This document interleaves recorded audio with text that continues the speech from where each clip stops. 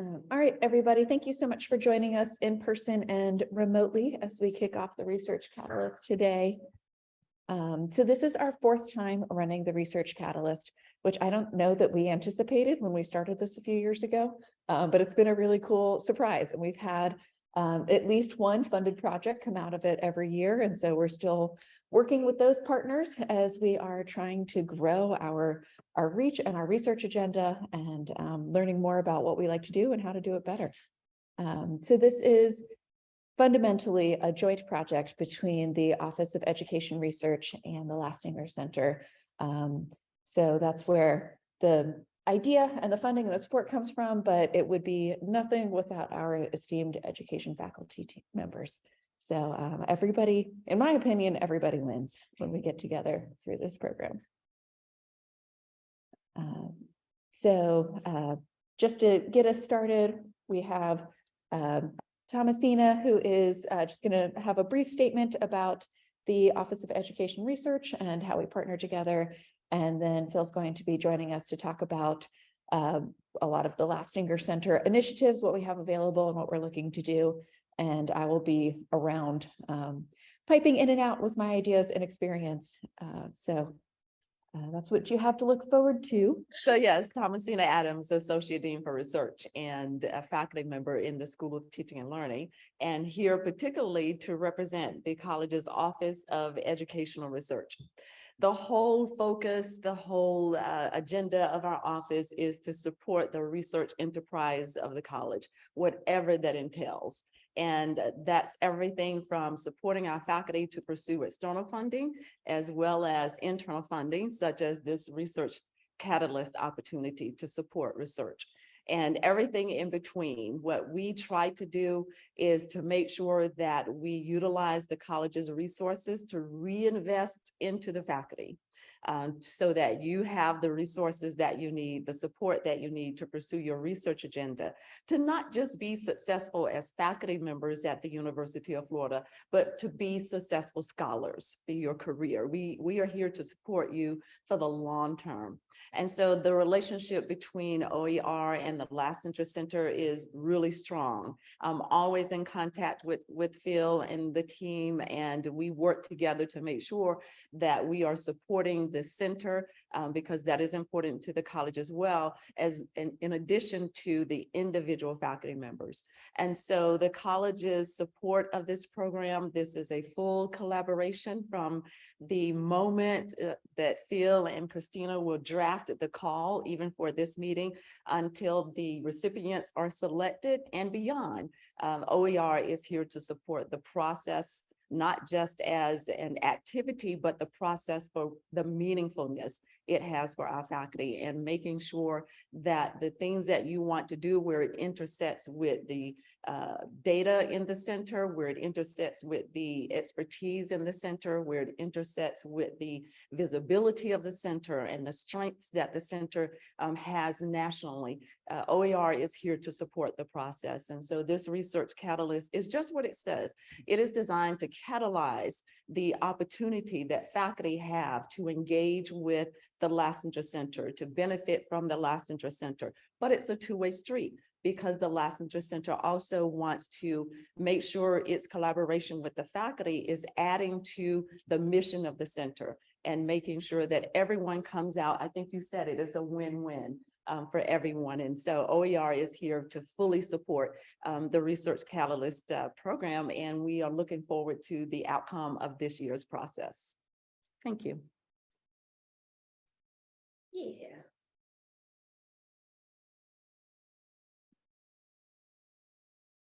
Start from the top.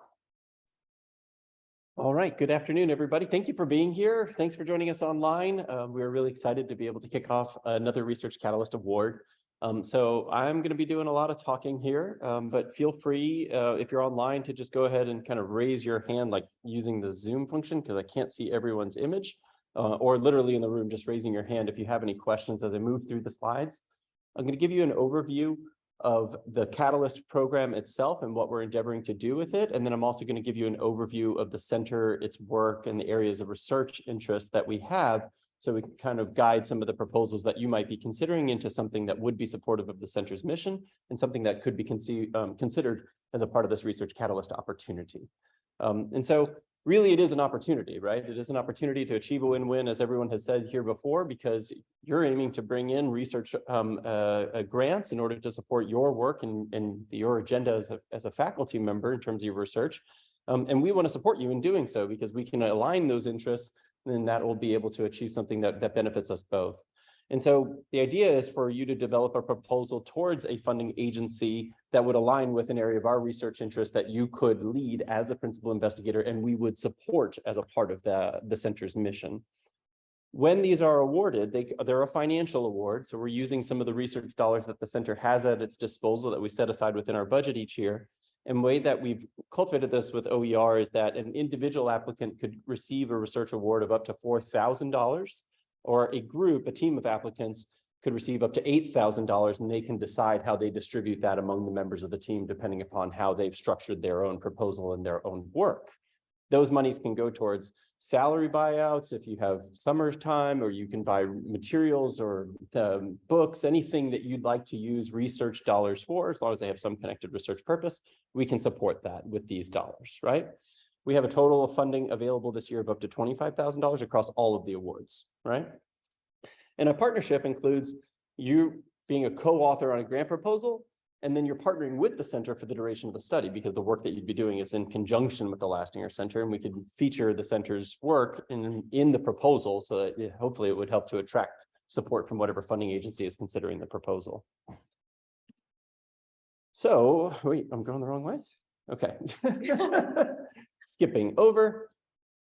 The Lastinger Center for Learning, just broadly speaking, we see ourselves as like an innovation hub in the College of Education that aims to bring together the academic research that's taking place here and of course elsewhere, and using that, bringing it into practice to really transform educational opportunities for kids in early learning and K-12 education across three main areas, but we have one that's really big that's under the literacy. So our literacy work has grown to the point where we are now the administrator of the New Worlds Reading Initiative for the state of Florida. It's a real comprehensive approach to literacy education that includes book distribution and some other things that I'll tell you more about. We are also doing quite a bit of work in mathematics and in learning sciences. We also do work in early childhood education as well. Okay. So why do we even do this, right? So again, to this point of like win-win, we want to think about how we can really bolster our translational research efforts, right? So we see these funding opportunities as ways to develop a research and development agenda that can bring our products and programs into the field to test their efficacy or to refine their implementation in ways that can optimize our impact and achieve our overall strategic goals of increasing our impact, broadening our scale, and sustaining our work so we can have transformative impact across our areas of work. It also gives us an opportunity to broaden our affiliate faculty network so that we are advancing your and the center's publication agenda. So we want to be able to get this work in publication so that we can, draw on that and build the prestige of the center and the college. And we want to foster connections with that affiliate faculty network here and whatever networks you might bring to bear in the work that you aim to do.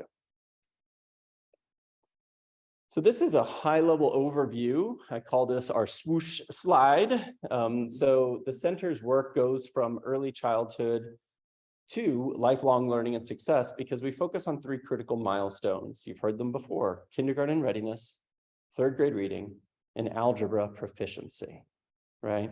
And so this gives you a look at all of the different products and programs that the center has developed and operates today to support those areas and the stakeholders that we intend to serve, because we really aim for a systemic approach towards achieving these things, because we believe it's going to really take everyone in order to be able to have a transformative impact at a state level on those milestones.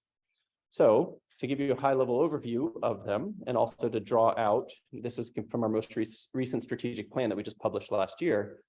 We've also drawn to the fore, in addition to early learning, literacy, and mathematics, our leadership and coaching work, which has been something that we've developed in terms of instructional leadership.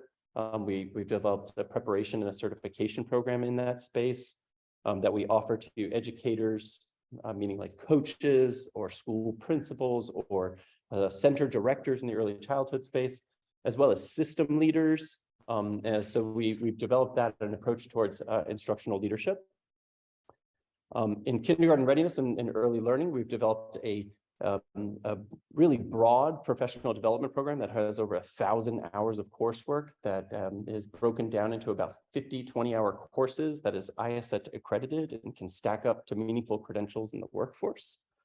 In support of that, we've also developed an early learning coaching certification, as well as a community of practice facilitation certification that we've offered to hundreds of participants across the state and others.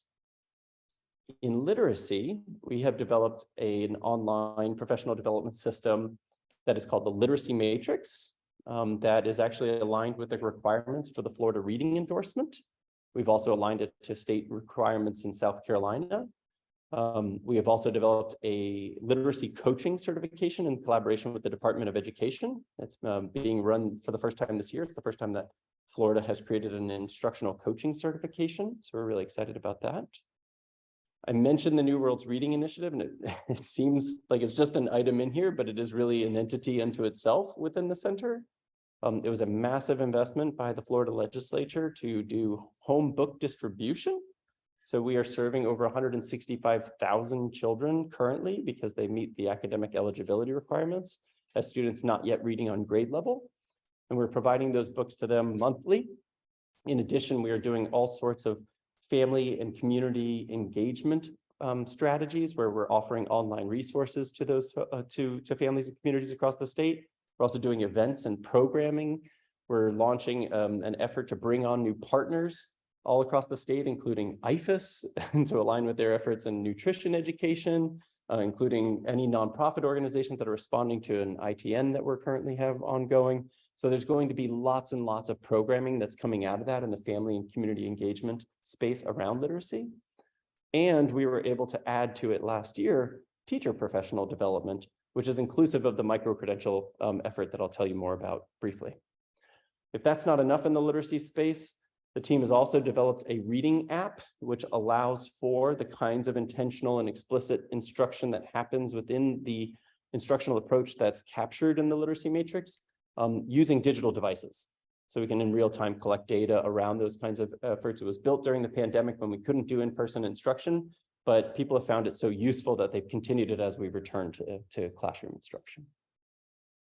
In mathematics, we have the Math Nation platform, which has grown from a supplemental resource that got started when Florida launched the Algebra 1 end of course requirement for a high school diploma back in 2012. To now it's a full-fledged curriculum that's been adopted by over 40% of school districts and has an annual usage of about 1 million students and growing. And we serve over 30,000 teachers with the platform each year. We're in multiple states at this point. And we are building a complementary professional development system. We've received some initial funding and are aiming to do a large-scale pilot in the coming school year if we're successful in landing some state support.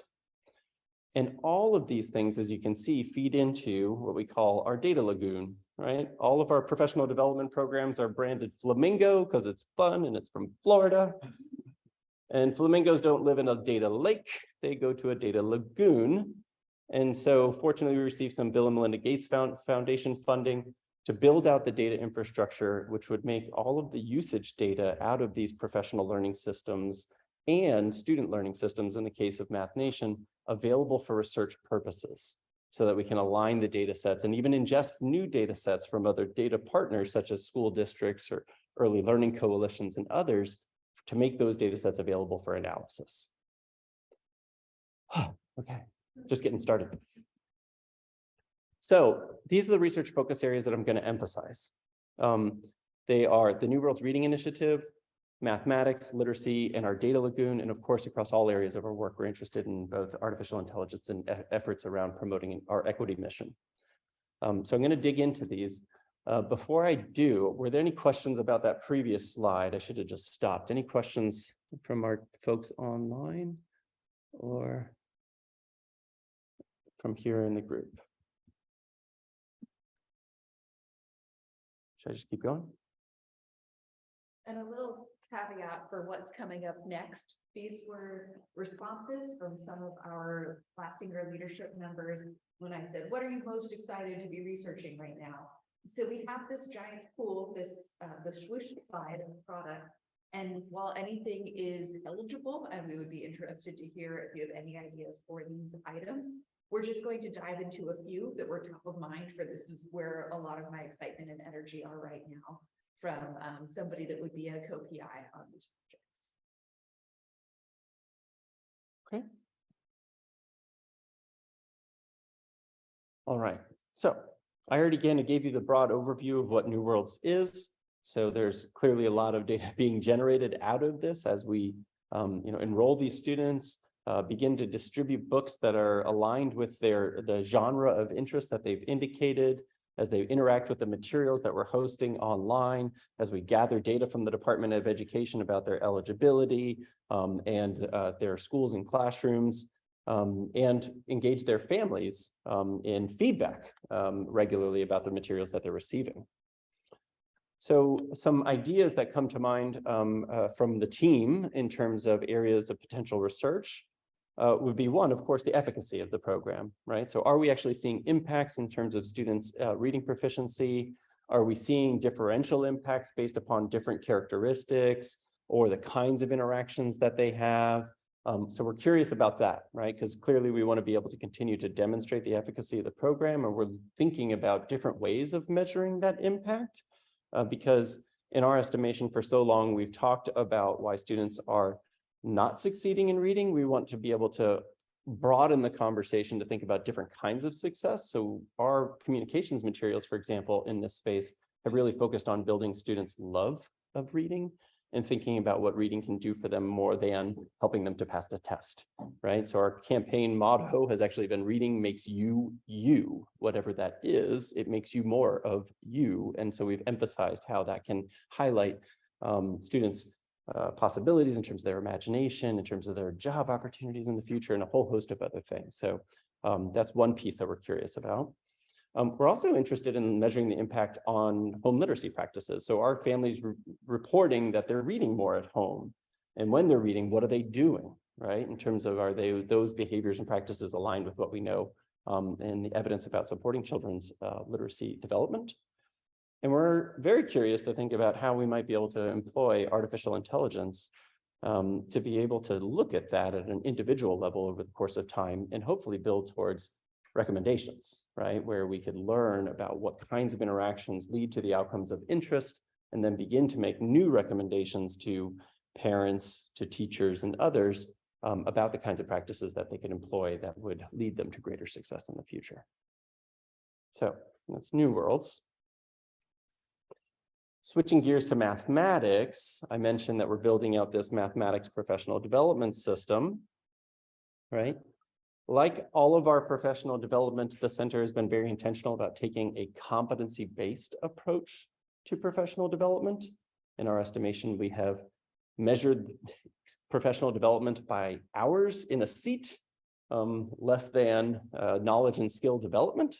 And as a result, we have teachers participating in one-size-fits-all PD that has some teachers who already know the stuff sitting in chairs when they don't need to be, and other teachers leaving professional development sessions not knowing what kids need them to be successful in doing as they leave and go back to classrooms. And so we really want to focus on that knowledge and skill development. So we emphasize pre and post test in terms of knowledge, but also demonstrations of skill through the submission of artifacts. Teachers have found this to be really helpful because they receive personalized feedback about their implementation of the strategies. And that's how we've been successful in being able to really move the needle in those ways. We're doing that with our mathematics work here. And so we want to make sure that moving forward, that all the materials that we're developing are truly relevant to what teachers need in the classroom in order to help their students be successful. And so that's one area of research interest would be around the alignment of the materials we're developing to the specific interests and needs that are expressed by classroom teachers and coaches. Of course, we'd love to be able to work with folks to be able to create and pilot new content. So it's like kind of ongoing product development or R&D. And anything that would look at, of course, the efficacy of these materials and about how we can advance more equitable outcomes for all kids. right? We have a big problem in mathematics, and we aim to be able to advance work that'll help teachers to address it. The emphasis has recently been in the sort of 6 through 10 space, I'll say, but we also have interest in potentially doing some work earlier in elementary, because we see and have heard from teachers quite a bit that fractions are very predictive of success later in middle school and high school mathematics. The micro-credentials, right?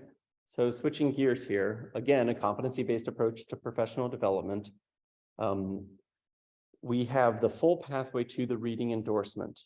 In the last legislative session, the Senate really led a charge to create a version of evidence-based reading instruction focused professional development that would be available to a broader audience, right? So not just teachers, but could include also paraprofessionals, childcare workers, potentially after-school tutors, right? That would offer a literacy-focused micro-credential, which the statute says up to 60 hours, because they're open to the possibility of it taking less, finally. It's the first time that Florida's recognized a micro-credential legislatively, which we're excited about. And we were able to create 3 different versions of this. Knowing the reading endorsement runs K-12, but the practices look a little different in the elementary space than they do from the secondary. We separated those out. And even though it wasn't explicitly identified in the law, we were able to create an emergent language and literacy approach for the preschool space, because the statute said it must have at minimum an elementary focus, which we said, well, could we go further and do more? And they said, of course. So here we are. So we're going to be able to offer this. They also actually incentivize the participation of early childhood teachers. So that $2,000 stipend actually applies to the emergent literacy. So we're aiming to serve, as you can see, a pretty significant number of educators who would be moving through these micro-credentials, which would put them on a pathway to a larger credential. In the case of the preschool teachers, it would be a pathway to the CDA completion. In the case of the elementary and secondary teachers, it'd be a pathway to the reading endorsement, right? And they can be receiving that financial stipend, and we can look at how that has connected with their implementation of reading instruction practices, as well as hopefully the outcomes with their students. So, research ideas here. We're very interested in the possibility of incorporating AI to be able to evaluate teacher competence. So one of the major sticking points in advancing competency-based professional development is it takes a lot of expert reviewers to review competence. And so how do we, grow the number of folks that an expert reviewer could serve by incorporating some AI technologies to help them to review those, right? So is there some kind of pre-processing that could go on in the audio or video space that could help these expert reviewers to finalize their reviews? Because what they're offering are literally time-stamped comments on how they did in terms of their instructional practices, or specific inline comments to the materials that they submit. And so could we train algorithms to be able to do some of that and still achieve a very powerful level of feedback to teachers on their practice? We're also, of course, again, very interested in the impact on early learning providers. So in terms of their knowledge of the science of reading, in terms of their skill in applying those techniques, in terms of impact on child outcomes, impact on teacher retention and teacher efficacy, because we are seeing issues in terms of teacher shortage, not just across our state, but across the globe. And so helping teachers to be effective helps to retain them in the classroom, helps to mitigate that shortage issue as well, in terms of growing teachers' professionalism and their engagement in future professional development. I just saw a little comment that says that we're unstable. So I'm going to open this up. Can you all hear me online?